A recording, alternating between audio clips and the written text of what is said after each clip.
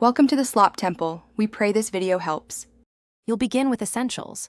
Confirm you're signed into the same Apple ID on your iPhone and any other device.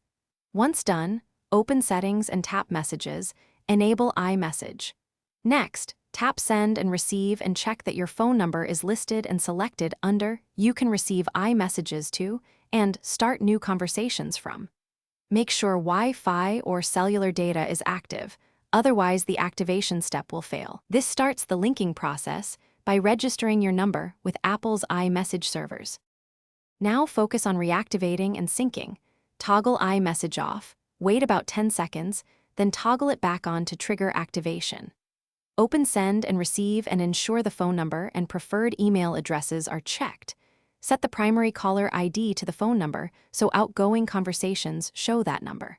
If you use other Apple devices, sign out of Messages there and sign back in. This forces iCloud to push the phone number association across devices, which completes the middle, more complex synchronization steps.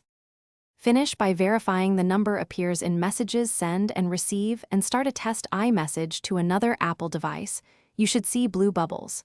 If it doesn't work, restart your iPhone and wait. Activation can take up to 24 hours.